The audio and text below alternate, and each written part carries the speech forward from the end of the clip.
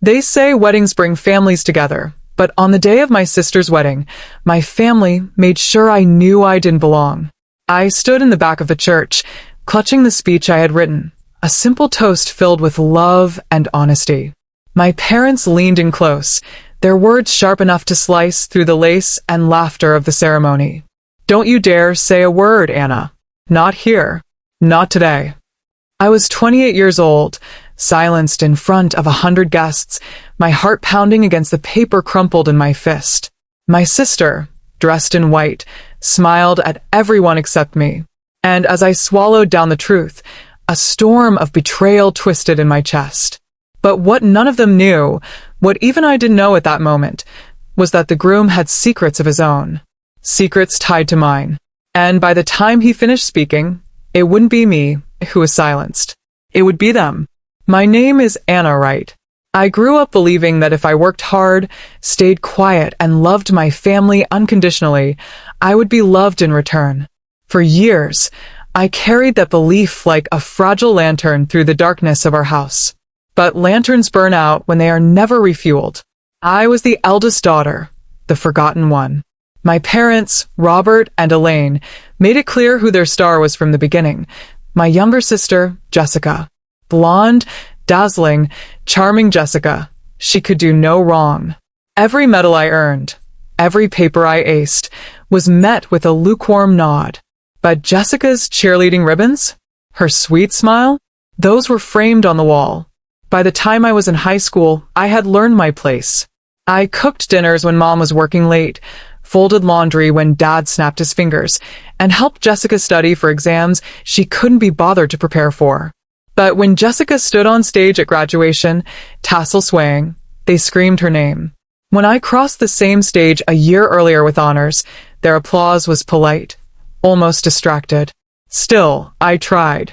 Because that's what children do. We try, and we try, until trying feels like a punishment. But the wedding, that was the breaking point. I had been asked to be a bridesmaid, not maid of honor.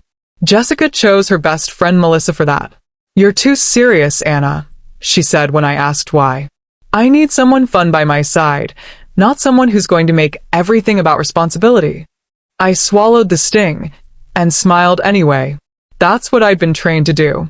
But when I learned what I learned, when I saw the messages, the proof, I couldn't stay silent. It started a month before the wedding, when Jessica asked me to drop off a box of decorations at her fiancé Daniel's apartment. She didn't have time, she said, too busy with spa appointments and fittings. So, I went. Daniel wasn't home. The door was unlocked. And while I stacked the boxes in the corner, my eyes landed on his desk. A laptop open. A series of messages glowing on the screen. My breath caught. They weren't addressed to Jessica. They weren't even about the wedding. They were about me.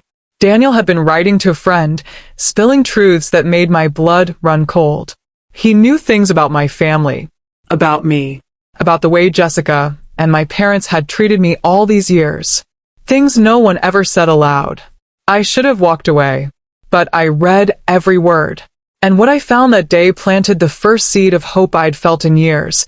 The hope that maybe I wasn't crazy, maybe the gaslighting and the silence weren't my imagination. Someone else saw it. Someone else knew. So, I wrote a toast. Just a short one. A few words about love, about loyalty, about what it means to honor family. I didn't plan to reveal the messages. Not yet. But I wanted them to see me, to hear me. And that's when my parents leaned in at the church, their voices full of venom.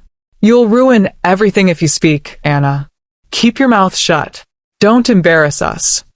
I stared at them, at the people who were supposed to protect me, and felt years of swallowed pain rise like bile in my throat.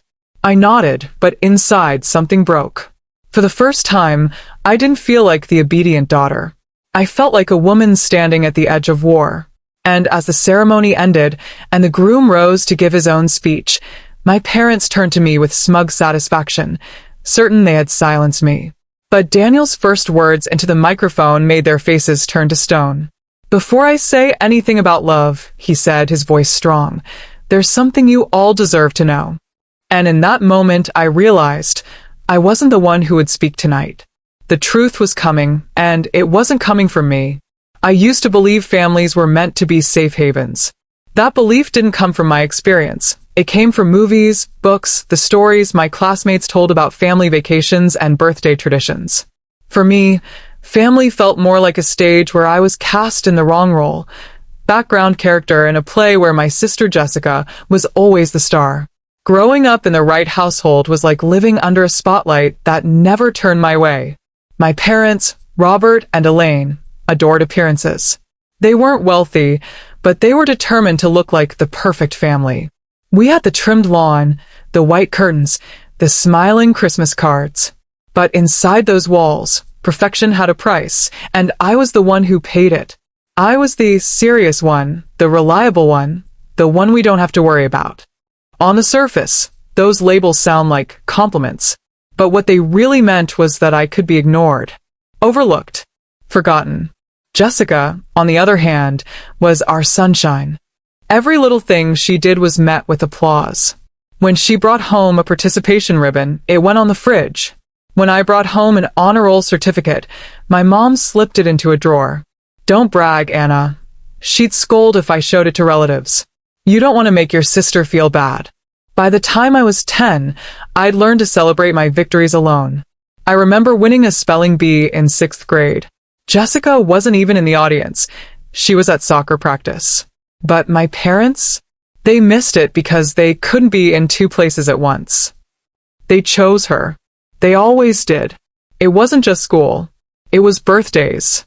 Jessica's 16th came with a huge backyard party, fairy lights, and a rented DJ. Mine? A cake on the kitchen counter, a quick candle blown out before they rushed her to cheerleading practice. And when it came to discipline, the double standard was ruthless. If I forgot to do a chore, I was lazy, ungrateful. If Jessica forgot, it was, "Oh, she's so busy, Anna. Can't you just help your sister out?" My father's voice still echoes in my head, sharp with disappointment. Why can't you be more like Jessica? The truth is, I did try. I helped her study, proofread her essays, even covered for her when she broke rules. Once, in high school, she snuck out to a party. Our parents found out because she missed curfew. Jessica cried, and I lied, said she was with me at the library. She didn't even thank me. Instead, she whispered, "That's what sisters are for." Like my loyalty was her birthright. I thought things might change when I got older when I moved out. But even then, the favoritism shadowed me. At 22, I got my first real job as a paralegal, something I was proud of. When I called home to tell them, my mom's response wasn't congratulations. It was, "That's nice, but did you hear Jessica got promoted to head server at the restaurant? Her manager says she has leadership potential." It was always Jessica. Her promotions, her vacations, her love life. Every family conversation circled back to her, as though my existence was filler between chapters of her story. I learned to stay quiet, to fold myself small, to nod and smile, and pretend the erasure didn't burn. But silence eats away at you. It makes you doubt your worth. And over time, I started to wonder if maybe they were right. Maybe I was the background character. Maybe Jessica deserved the spotlight, and I was just lucky to share her orbit. But then came Daniel. When Jessica introduced him at a family dinner, my parents lit up as though he was royalty. He was handsome, successful, polished, a financial advisor with charm to spare. My mother leaned across the table, her eyes sparkling. "Jessica always finds the best, doesn't she?" I stayed quiet, but I watched him carefully. And in those first weeks, I saw something I couldn't quite name. The way his eyes lingered on conversations when my parents dismissed me. The way he asked me about my job, about my opinions when no one else did. It wasn't romantic, not then, but it was startling. It was the first time someone from Jessica's world actually noticed I was alive. And yet, even as Daniel saw me, my family pushed me further into silence. Jessica's wedding planning became a spectacle, a 6-month parade of bridal shows and spa days. I was invited to help but never to lead. Bridesmaid, not maid of honor. My parents didn't even ask if I could afford the dress. They simply handed me the bill with a smile. "It's your sister's special day, Anna. Don't make this about you." Every fitting, every rehearsal, was another reminder that I was present only to serve. I smiled for photos I wasn't meant to keep. I poured drinks at showers where no one remembered my name. I held Jessica's train while she practiced walking the aisle, her voice ringing in my ears. Just don't trip, Anna. You'll ruin everything if you trip. By the week of the wedding, I was brittle, exhausted, a shadow of myself. And then fate placed me in Daniel's apartment, staring at his open laptop, at the messages that revealed he knew my family's truth. He saw the favoritism, the cruelty, the years of gaslighting. He saw me. And for the first time, I wasn't sure if silence was my curse or my weapon. So, I wrote the toast. Just a few words to say what I had never been allowed to say. That love requires respect. That family without fairness is a cage. But my parents must have sensed it. At the church, just before the vows, they cornered me with ice in their voices. Not a word, Anna. Don't embarrass us. Stay silent. I thought I'd lost my chance, that I'd choke down the truth again, until Daniel lifted the microphone at the reception, cleared his throat, and said to the crowd, "Before we celebrate, there's something about this family you all should hear." And every face turned toward him, including mine. If you've ever been erased in your own family, you learn to read, whether that other people call clear sky. I felt the storm building in the months before the wedding, small gusts that turned into a gale. It started with money, as storms often do. "Anna, can you put the florist deposit on your card?" My mother asked over speakerphone while I was on my lunch break, chewing a too-dry sandwich at my desk. "We'll transfer you right back." They didn't. They never did. The florist became the cake became the DJ became a tiny emergency for the venue bar package. Every charge hit my phone with a chirp that felt like a slap. When I pushed back, my father's voice went granite. "Don't be petty. It's your sister's once-in-a-lifetime." Once-in-a-lifetime charged to my lifetime. Then came the envelopes. A bridal boutique account with my name on it. I hadn't opened it. "You must have signed at the fitting," my mother said breezily when I called, as if I'd sleepwalked my way into debt. I pictured my signature, shaky from holding Jessica's train, captured on a screen I hadn't read. I could hear my mother smile through the line. "We're family, honey. Stop making this ugly." That was their magic trick. They made theft feel like duty and called my pain ugly when I noticed the blood. I pulled my credit report that night and stared at the damage under the kitchen light. A store line for Elegance Bridal, an incidentals hold, opened by the hotel in my name, late fees from a card I barely used because someone had forgotten to update the auto pay after borrowing it for a bachelorette dinner. My heart pounded so hard I could hear it echo in the spoon drawer. I froze my credit. I set fraud alerts. I started a spreadsheet, a quiet rebellion in rows and cells. Date, amount, who asked, what they promised, what actually happened. Daily life became a series of small humiliations. At the shower, Melissa announced a game. Write one word that describes the bride. Everyone cooed radiant. Angel, once in a lifetime. When my turn came, I wrote, relentless. A couple of women laughed. Jessica didn't. She leaned close, icing on her lip, voice sugar-coated and sharp. Try not to make this about you, Anna. At the final fitting, Jessica wore a veil like a cloud she didn't deserve and twirled. Don't cry, she told me, catching my reflection, as if tears were something I needed her permission to have. I wasn't crying. I was inventorying. On her wrist was a bracelet, our grandmother's sapphire, promised to me in a letter I kept folded in my journal. It's traditional, my mother had said when I noticed it missing from my drawer weeks earlier, keys to my apartment still warm from her visit. Jewelry travels to the bride. It traveled like a theft. I confronted her in the car that afternoon, hands tight on the wheel. That bracelet was mine.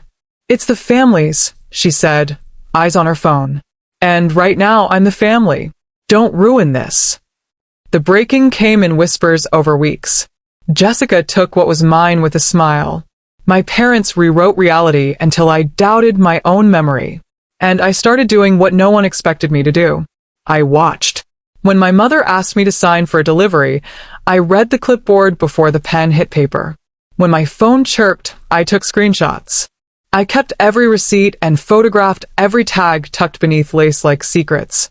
I saved voicemails where my father called me dramatic for questioning a $900 miscellaneous charge.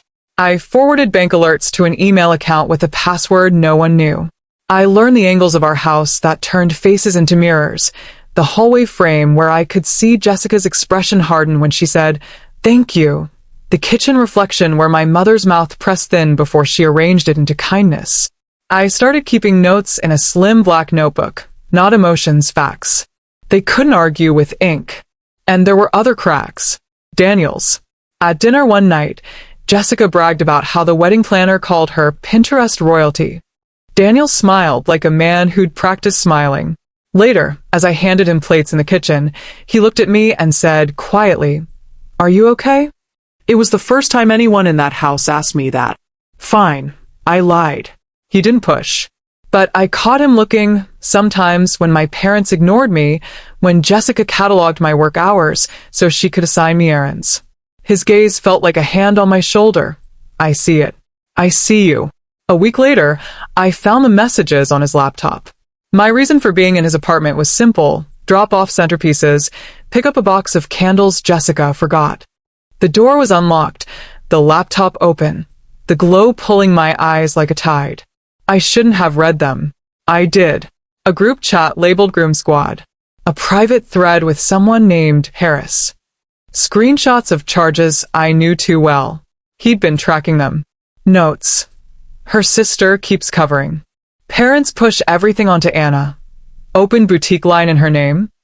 Took heirloom, says tradition. Feels wrong. And one line that made my breath snag. If love requires blindness to cruelty, maybe it isn't love. I photographed the screen with my phone. Not to hurt Jessica. Not yet. To prove to myself I wasn't hallucinating a lifetime. But betrayal has more than one head. A few days after, I walked into the restaurant where Jessica worked to drop off ribbon and found her in the alley, laughing with a man who wasn't Daniel. Hands too familiar. Faces too close. When she saw me, she didn't startle. She waved like we were conspirators. "Your timing is terrible," she said, like I'd stumbled into a meeting she'd scheduled. "Daniel?" Asked, the word halfway between a warning and a plea. She rolled her eyes. "Don't be a child. He knows I have friends." Friends. That was one word for it. I didn't tell Daniel. Not then. I wanted to believe maybe it was a fluke, a goodbye, a bad moment caught in bad light. But that night the group chat pinged in my mind, his sentence about blindness, and something inside me coiled tight. I started a second tab in my notebook. J. Timeline. Dates, places, who she said she was with, who she was actually with. It felt like betraying my sister to write it down. It felt worse to let it vanish. The rehearsal dinner bled money and approval. My mother raised a toast and thanked everyone who made this possible, eyes sliding over me like I was smoke. When I excused myself to the restroom, Jessica trailed me in and blocked the door with her body. "Don't bring your melancholy into my day," she said, closing the space between us until I could smell the champagne on her breath. "Wear the dress. Hold the bouquet. Be quiet. Are you afraid of me?" I asked before I could stop myself. She blinked, then laughed, the kind of laugh that used to keep me small. "Of you." She had my grandmother's sapphire on her wrist, my credit in her budget, my parents at her back. "You've never been a threat, Anna." I looked at the sapphire. I looked at the girl wearing it like a medal she hadn't earned. And I realized she believed it. They all did. They thought my silence meant consent. They mistook my steadiness for softness. They confused respect for obedience. That night, I scanned a letter from my grandmother, the one promising me the bracelet for the first granddaughter who knows how to keep things. I saved it in 3 places. I printed a copy and slid it beneath the lid of a shoebox in my closet where I kept birthday cards and old photographs. I was building a small fortress, 1 page at a time. The morning of the wedding, the sky was so blue it felt cruel. My phone buzzed with a fraud alert for a charge I hadn't made. Hotel Grand. Incidentals release failed. I stared at the number, at the words failed and release, and understood. They tried to check out using my card again. I dialed the bank and confirmed the freeze, voice flat with a calm I didn't recognize as my own. When I hung up, my hands were steady. At the church, my parents found me in the vestibule, the speech I'd written folded in my purse like a kept secret. My mother's smile was elegant armor. "Don't you dare say a word, Anna," she said, low enough for only me to hear. "Not here. Not today." I looked at my father. He didn't meet my eyes. He never did when he was most cruel. "We don't need your outbursts," he added. I thought of the spreadsheet, the screenshots, the bracelet, the alley, the bank, the bridal account opened with a signature captured while I held lace out of the mud. I thought of the messages on Daniel's laptop, of the sentence he'd written that sounded like a door cracking open. If love requires blindness to cruelty, maybe it isn't love. They walked away satisfied, certain I'd swallow. I stood in the back of the church, a statue chipped into a woman by 1,000 small chisels, and watched the aisle like it was a battlefield I'd finally mapped. When Daniel reached for the microphone at the reception, the room tilted toward him like sunflowers. My parents smiled, victory mistaken for inevitability. Jessica glowed, beauty mistaken for innocence. He cleared his throat. "Before we celebrate," he said, "there's something you all should hear." Every glass paused midair. My mother's smile froze. My father's jaw twitched. Jessica's hand tightened on the sapphire that wasn't hers. The storm had finally reached the house that built it. I should have been trembling. But I wasn't broken. I was angry. When Daniel's voice rang through the reception hall, time slowed. The clink of glasses, the shuffle of chairs, even the buzz of the chandelier overhead seemed to pause. My parents leaned forward, expectant. Jessica tilted her head, already preparing to bask in whatever grand declaration her groom would offer. But I knew, deep in my bones, that this wasn't going to be the blessing they thought. "Before I say anything about love," Daniel began, his tone steady but heavier than the champagne fizz filling the air, "I need to speak honestly." The crowd chuckled politely, expecting humor. But the way his eyes cut across the room, the way his jaw tightened, told me this wasn't a toast. This was a verdict. He didn't reveal everything right there, not yet. He only said, "Sometimes families build their lives on silence. But silence has a cost." He raised his glass, smiled thinly, and ended with, "To truth." The applause was nervous. My mother's hands clapped too hard, too fast, as though she could drown out the implication. My father's face flushed. Jessica laughed brightly, like she hadn't noticed the fissure in the wall of perfection she'd built. But I noticed. And I knew what Daniel was doing, opening the first crack. Later that evening, while the dance floor pulsed with music and Jessica spun beneath the lights, Daniel found me near the doors. His hand brushed my arm, subtle but deliberate. "We need to talk," he said. I followed him outside into the night air. My heart hammered, not from romance, but from recognition. Here was someone who had been watching the same storm, tallying the same betrayals. "I know what they've done to you," he said quietly, his eyes fixed on the parking lot instead of me. I didn't mean to see it all, but once I did, I couldn't unsee it. The accounts, the heirloom, the way they treat you like furniture. I swallowed hard, the cool night burning in my throat. Why say anything now? Why not before the wedding? He shook his head. Jessica's lies tangled with mine. If I exposed her too soon, it would look like I was just trying to escape. But if the truth comes out now, with witnesses, it can't be buried. His words pierced me. Witnesses. That was the one thing my family had always stolen from me, an audience for the truth.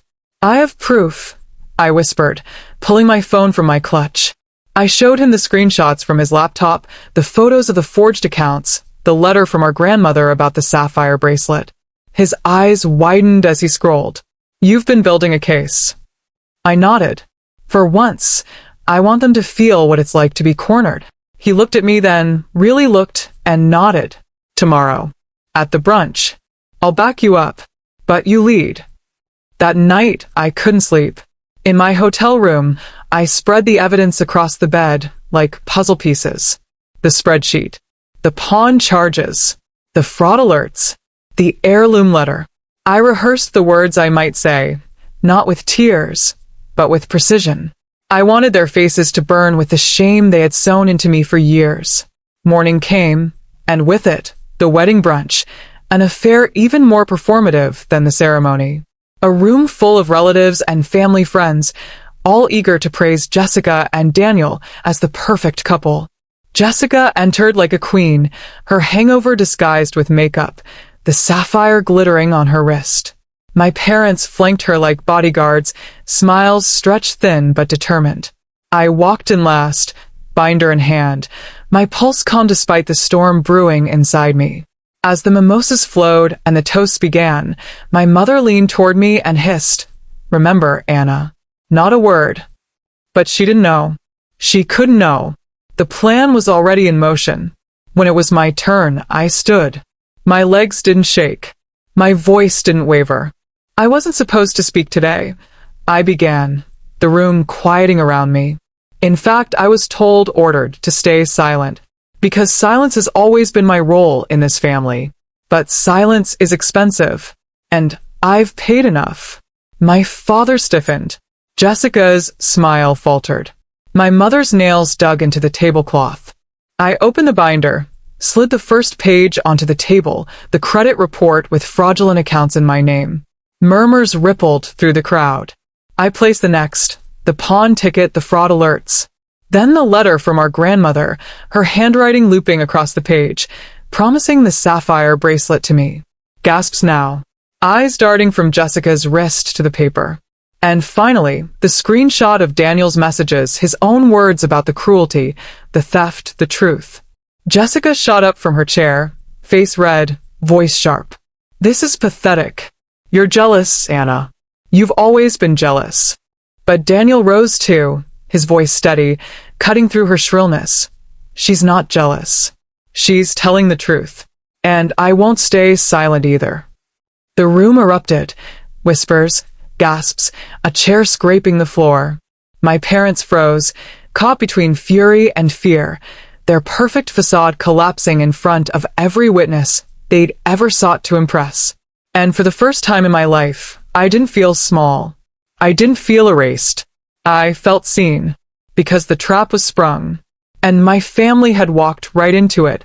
The brunch room wasn't grand, but it was full, cousins balancing mimosas, old friends trading stories, aunts in pastel jackets. The clatter softened when I stood. By the time my binder opened, you could hear the air conditioning hum. "I wasn't supposed to speak today," I said, laying down the first page. My credit report flagged with fresh accounts I never opened. But I paid for this silence in fees and favors. I'm done paying. A ripple moved through the tables. My mother's smile froze like lacquer. My father's jaw clicked. Jessica's eyes flashed, then softened into the practiced pity that always made me look unreasonable. "Anna," she sang, "it's your big feelings again." The next page hit the linen. "Elegance Bridal, account opened under my name at a fitting. Signed here," I said, tapping the stylus squiggle, while I held your train off the floor. Someone gasped. Someone else whispered, "That's not legal." I placed the hotel incidentals notice beside it, then the fraud alerts I'd printed and tapped. "They told me I was ruining the mood when I asked about this," I said. Turns out the mood was expensive. My mother reached for the papers with 2 fingers as if touching them might stain. "You're misunderstanding." I slid the letter from our grandmother on top, the one promising the sapphire bracelet, to the first granddaughter who knows how to keep things. Heads turned toward Jessica's wrist, the blue stone catching light like a siren. An aunt at the end of the table pressed a hand to her chest. "Elaine," she murmured to my mother. "We all read that letter." Jessica went colorless, then hot. "It's tradition," she snapped. "Jewelry goes to the bride." "It goes to the granddaughter, who keeps things," I said, voice steady. "I kept this family afloat through every forgotten bill and borrowed card.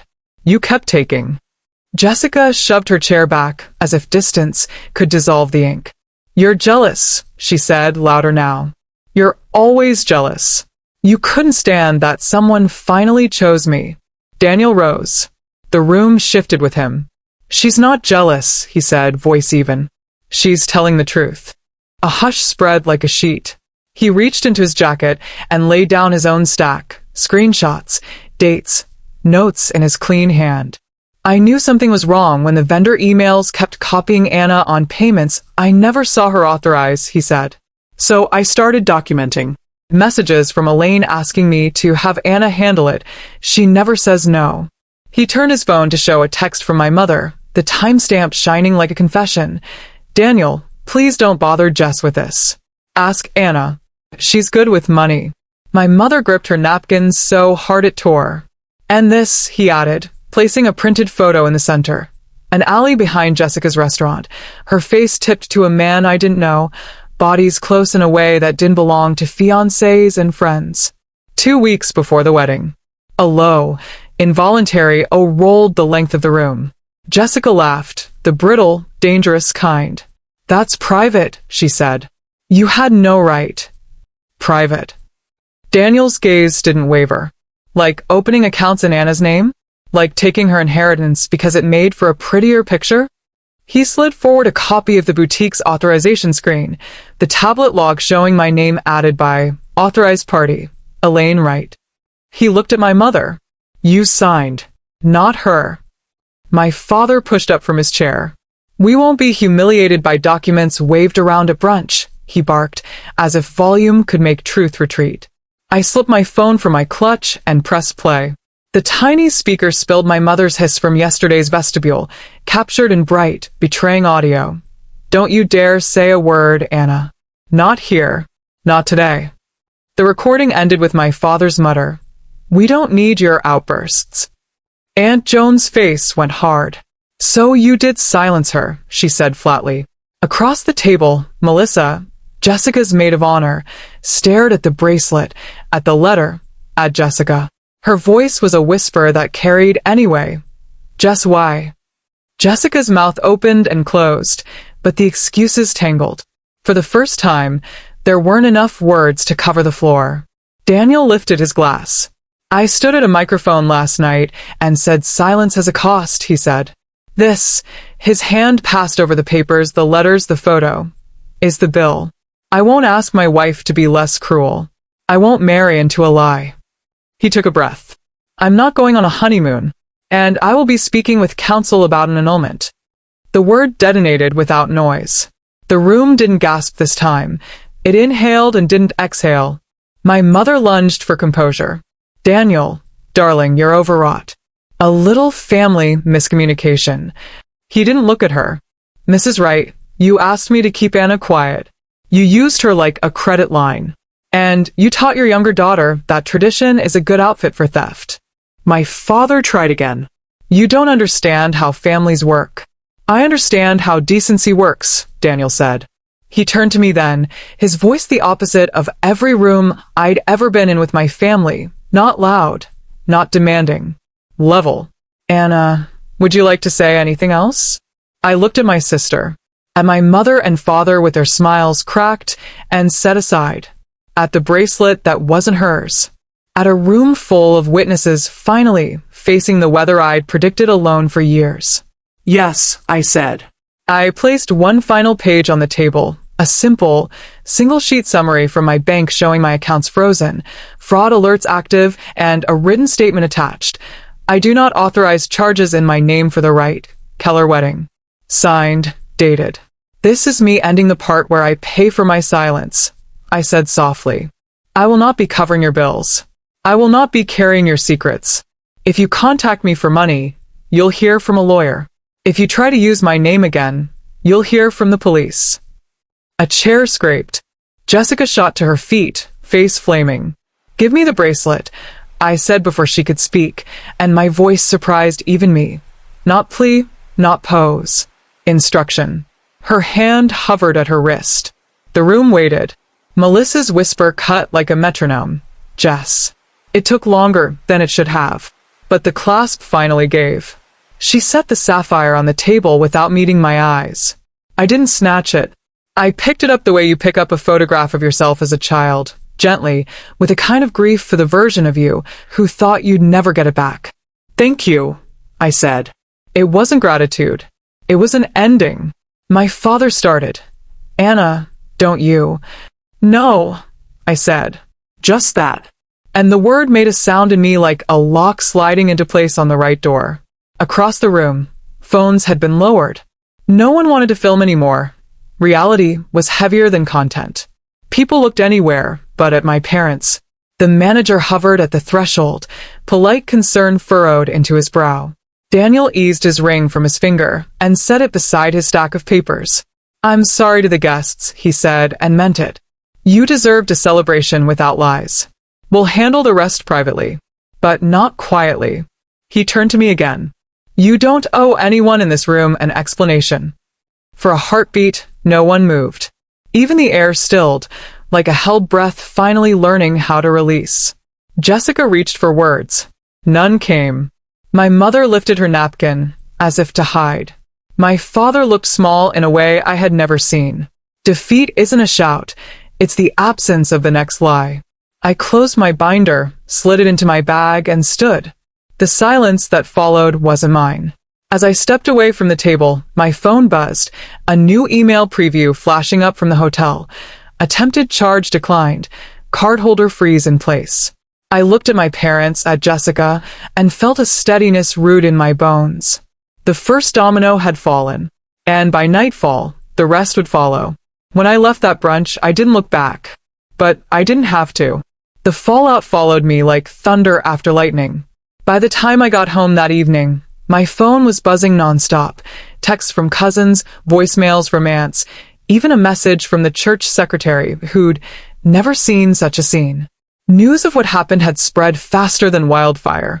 My parents' careful image of perfection had collapsed in front of their entire community, and no amount of whispered excuses could patch the wreckage. Jessica tried first.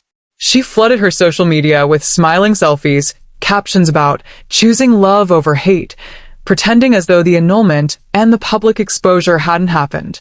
But the comments told another story. Where's Daniel? Didn't he walk out on you? What about the bracelet? Each photo filled with reminders of what she'd lost. Within days, Daniel's family released a statement of their own, polite, dignified, final. The engagement between Daniel Keller and Jessica Wright has been dissolved. We wish her well, but we do not condone the actions revealed at the wedding. That sentence, we do not condone, was the nail in the coffin. The Keller family was respected, wealthy, untouchable in our town. Once they withdrew their approval, Jessica was radioactive. Vendors demanded payments she couldn't make. The venue revoked their deposit, citing fraud on my accounts. Even the boutique wanted the dress back, threatening legal action if she didn't return it or pay in full. For once, Jessica couldn't call me to cover her debts. She couldn't spin the story, either. Everyone had heard Daniel's voice, had seen the papers on the table. Silence wasn't possible anymore. My parents fared no better. My mother tried to host a dinner party the following week, inviting old friends to set the record straight. Not a single person came. The neighbors, who once admired her garden and her endless energy for community events, suddenly had excuses not to stop by. My father's co-workers whispered in the break room, the humiliation making him shorter every day he trudged home. It wasn't prison, it wasn't fines, but in some ways it was worse. They had been exiled socially, stripped of the one thing they valued most, reputation. And me? For the first time in years, I wasn't their scapegoat. Still, I braced myself for the backlash. I expected screaming voicemails, angry knocks at my door, maybe even threats. Instead, what I got was silence. My parents didn't call. Jessica didn't write. They simply shut me out, the same way they always had, except now, the exile was theirs too. At work, things changed. Colleagues who had once pitted my difficult family now looked at me differently. They'd seen strength, not weakness. One even whispered, "I'm glad you said it." Most people wouldn't have. But late at night, when the noise died down, I wrestled with the ache. Justice doesn't erase grief. I had exposed them, yes. They were paying the price, yes. but they were still my parents. Jessica was still my sister. And some part of me had always wished they'd see me, love me, value me. That part still hurt. I went back to the binder, flipping through the pages of proof, the receipts of betrayal. At the end, tucked into a sleeve, was the letter from my grandmother. Her looping script, her words about the granddaughter who knows how to keep things. It hit me then. She hadn't just meant jewelry. She'd meant dignity, integrity, truth. And I had kept them all, even when my family tried to strip them away. The fallout grew louder in the weeks that followed. The church committee asked my parents to take a step back from leadership. My father lost his spot on the golf club board. My mother's volunteer projects suddenly had no openings. Jessica had to move back home, her savings gutted, her reputation ruined. One afternoon, while walking downtown, I overheard two women outside a cafe. "Can you believe Elaine pushed all that onto Anna?" one whispered. No wonder the girl finally snapped.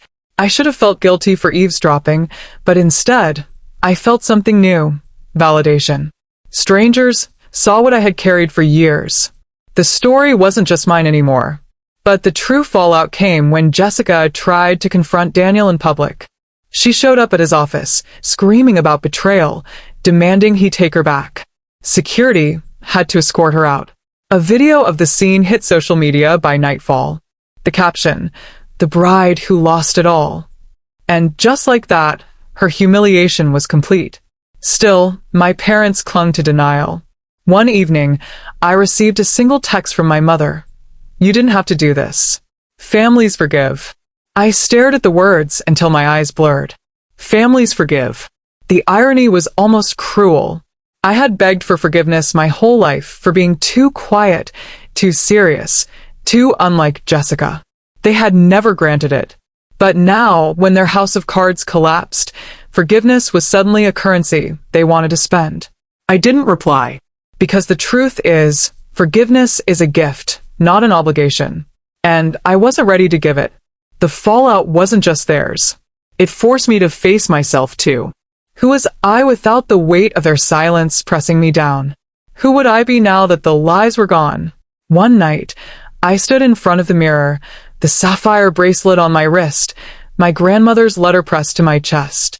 For the first time in my life, I didn't feel like the forgotten daughter. I felt like the keeper of truth. And yet, a question lingered, tugging at me in the quiet. Now that justice had been delivered, what choice would I make next? Would I carry the bitterness forever, or finally set it down and step into the life I had always been denied? In the quiet after the storm, I learned that healing doesn't arrive like a parade. It comes like morning, gray first, then gold, while you're still washing dishes or paying bills. It finds you doing small, ordinary things, and suddenly you notice you're not bracing anymore.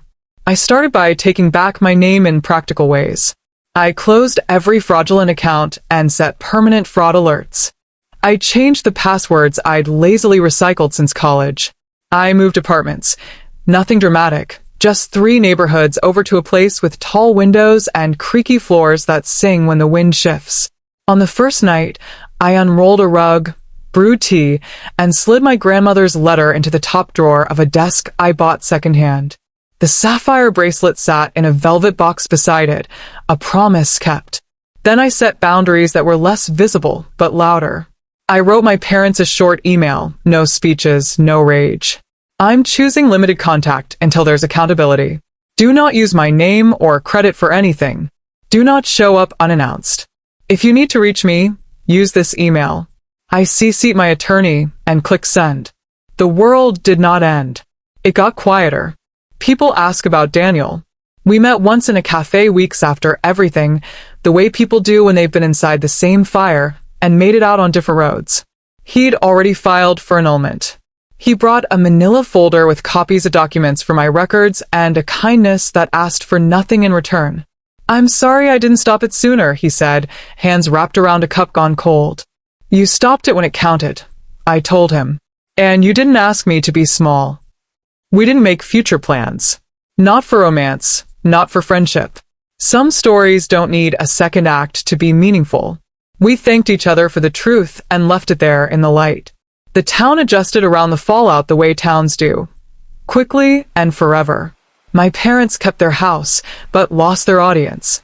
They still host dinners, I'm told, but now the chairs are mostly empty, the porch lights burning for guests who've learned how to say no.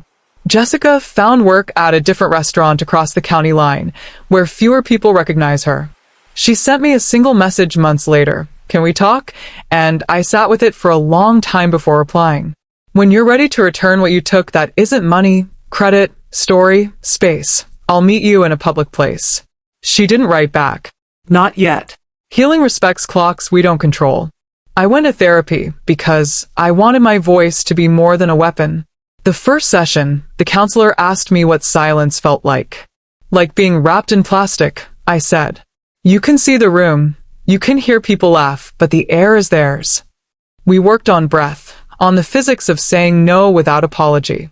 I learned that love without respect is a kind of theater, and I retired from performing. Sundays, I began a small ritual.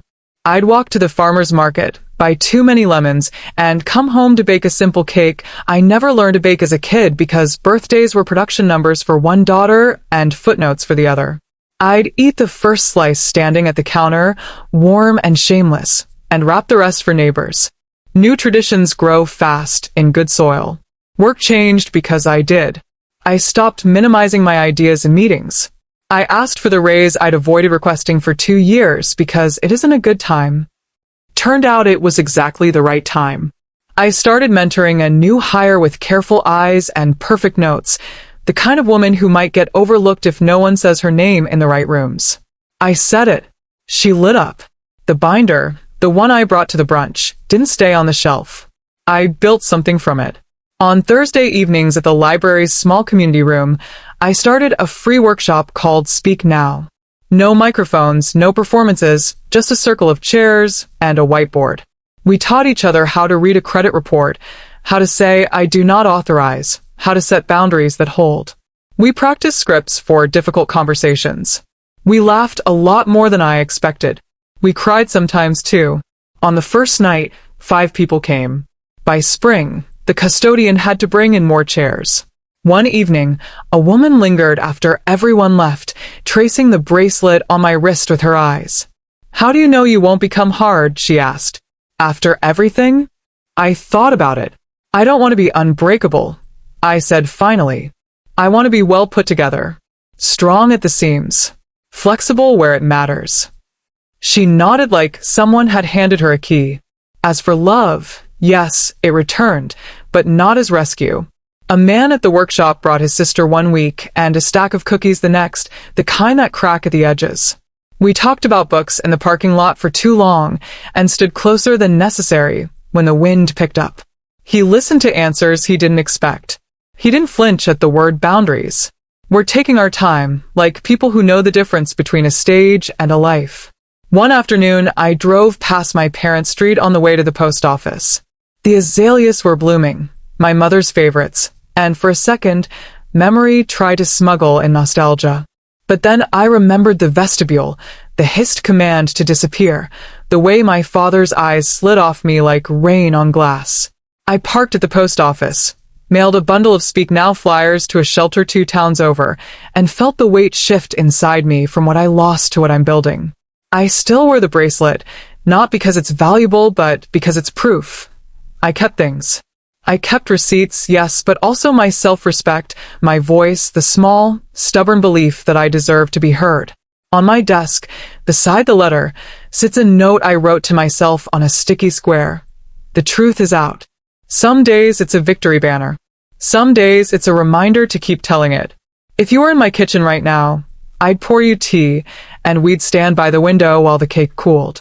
I'd tell you that exposing people you love will not make you feel heroic. It will make you feel honest. And honesty is the kind of comfort that lasts.